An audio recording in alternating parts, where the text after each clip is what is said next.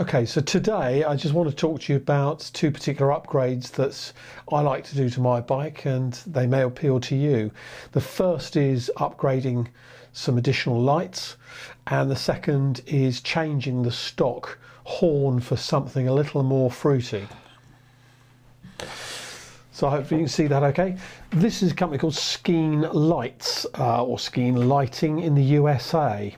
I found them about 4 years ago via one of the forums, and after checking them out I decided to buy a pair of their front and a pair of their rear LEDs to try out. The cost seems to have gone up quite a lot since I purchased these, but I'll run through that with you in a moment. So the lights I've gone for are what they call photon blasters. They seem to specialise mostly in these LEDs. So they focus on front LEDs, rear LEDs, controllers to deal with the dimming facility, etc. And they've got some accessory packs if you want fittings and brackets for your particular motorcycle. So let me just click onto here. Okay, so you can probably see this is a typical LED, so it's got 2 rows of 6 LEDs. It comes with a controller pack, wiring, etc., etc., fuse and fitting instructions in there. So this is a good example. This is on a BMW. So these are the LEDs sitting at the side of the fork legs on here, and they are very bright. Now you can change the intensity of the brightness, and you can also add what they call a flicker mode. So it's a very fast flickering, but if you're to the side, say about to pull out of a T-junction, the flickering is more obvious in your peripheral vision. So it's apparently a safer type of LED to make sure that drivers see you. So you don't have to have it on a flicker mode. You can just leave it on a continuous, as I particularly do. So you can also buy these with what they call a decelerometer, and on my bike I've chosen to use the red rear LEDs purely for really bad weather. You know, if you're in heavy rain on a main road, motorway, then I always feel a little bit vulnerable from the rear with just one single light, as you often get, or mostly get, on motorcycles. So this gives them the option to turn these on via a waterproof on-off switch that I've attached to the front handlebars. And I can put a link in the bottom here for that switch. It was about £10 or £11 on eBay. So again, in the States, they like to wire it up so that they can also use these to flash in combination with their turn signals. You can also have it set up so that those LEDs come on with your high beam as well, if you like. I've chosen to, I just leave mine on constant. I've already said that you can change the intensity of the light on the front or the rear. I choose to leave mine on the brightest, forward facing, but then choose to perhaps angle the LEDs slightly down so that they don't dazzle people, because well, you fit them and see, but they're pretty bright. If you stand back sort of 20 feet, you can understand why some people might be a little bit, you might get some people flashing back at you. Okay, so the cost. Let me just go back to home page, online store, front visibility. So I paid, I think it was about £110 4 years ago. Then you've got to pay about another £20, or I did, import duty when I had to collect them from the post office. They seem to be marketing these at $129.99 currently. There's different combinations on here, but that's the basic one, if you like, and you'll get the unit where you can change you can dim the lights or whatever on there. But there's also the one with the alert, so I guess that's probably the one, I believe that's the one which is the rear lights flashing as the decelerometer kicks in. One that also combines turn signals, and one that does alert and turn that goes for $164.99. So it's up to you. I got 4 units, 2 front, 2 rear, for about $110. Unfortunately, they're now $129 for a pair. But they've lasted me 4 years and they haven't been any trouble at all. They all work fine. The LEDs, I guess, either work or they don't work. They've been easy to fit because they're quite light. Because they're quite light, they're easy to install. I had them first of all on a K1300S BMW, which, as you may know, is mostly faired in, and I just removed a couple of the side panel screws and put a washer on there, attached them on a little L bracket, and they were fine the time I had it there. I've then put them on to 2 previous Explorers, and I've now got the XRT version as well. So that's the Skeen lights. I'm just going to show you the front LEDs and the rear LED lights here on the bike, and give you an idea of how the horn sounds. These are the front LEDs. As you can see, they're pretty bright. I'll go back across the road, but you get an idea of how bright they can be.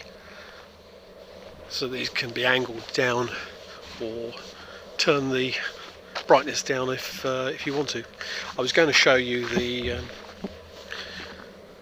flickering element, which they flash at really high levels, but it doesn't seem to come out on the GoPro. So there's nothing much I can add on that one. You'd have to see them, but it's a really fast, it's more like a twinkling of the lights, but as I may have said before, if you look at them from a distance they just appear as a constant light. So that's the fronts. I'll show you the rear LEDs for poor visibility now. So for the rear LEDs I've added this waterproof on-off switch here at the front, and then just run the cabling back underneath the tank. Just switch that on. There we go. I think you can see they are pretty bright. If I just go back a few yards, there we are. I think you can see they're high visibility LEDs. I'll go back a bit further. Hopefully you can see this on the GoPro. They're pretty bright to me, but certainly would help in poor weather conditions. So let's now move on and talk about the horn situation. And as I say, I've purchased these Fiamm horns. This is the model which is designated AM80S Lux, and you need to make sure you get the right sort of balance on tone as well. These have got a low tone of 405 Hertz and a high of 500 Hertz, and having fitted them now, they are just right. It gives you that real Italian sports car sound, which is what I was after. They're loud, they're sharp, it's great tone, so they're not sort of offensive. I previously tried Denali sound bombs, which are fine. They are loud, but because the compressor is quite a heavy unit as well, then it's quite difficult to place them easily, and you've still got to wire them up. Even if you go for the more modern one, which has got the compressor, which is a single separate unit, and you can put that under the rear pillion seat, you've then still got to go and buy tubing to run from the compressor to the horn. And I think this, what I discovered with the last one, there's always that little bit of a delay between pressing the horn button and a noise coming out, and I'm just worried that if you put them under your seat, that extra tubing is going to just exacerbate that situation. So the last bike and this bike, I've chosen to go the electric route, and there's plenty of loud electric horns. They're far easier to fit, as long as you need a helpful sort of guy with the electrics if you're not that capable yourself. But you just need to put them with an inline fuse, be able to attach them into the horn situation so that you can use the existing horn. I chose to take off the existing horn on mine. Let me just turn the camera around onto this picture. So on my bike, which is the XRT Tiger 1200, the standard horn sits right here. I don't know if you can see that, probably not on the GoPro, but I'll show you on the bike in a moment. So I removed that unit and replaced it with one of these, and then I placed the other one onto a bracket. On my bike, I've got two Triumph fog lights that stick out either side of the beak, and they attach via two bolts underneath the beak.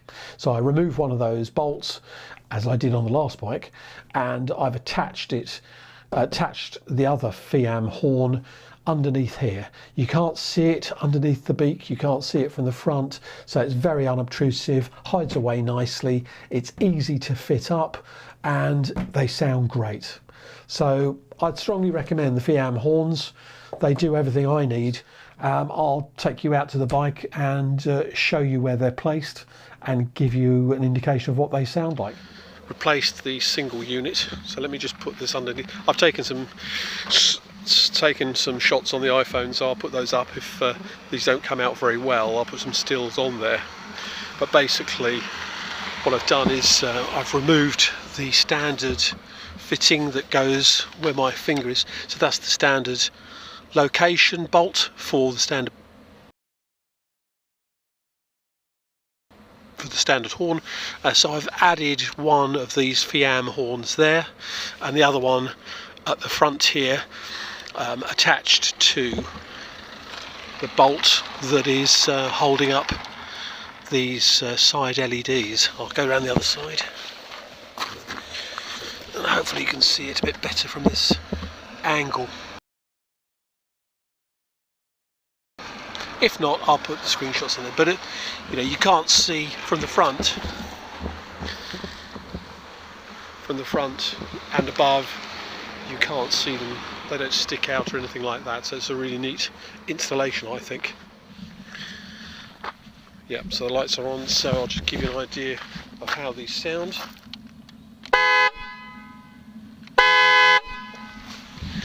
I think you'll agree that they're pretty loud. Of what they sound like. Hope this has been useful to you. Please subscribe if you're not already a subscriber. Click the little bell icon to get notifications every time there's a new video coming up. Hopefully you found that useful, and I'll catch you next time. Thanks for watching.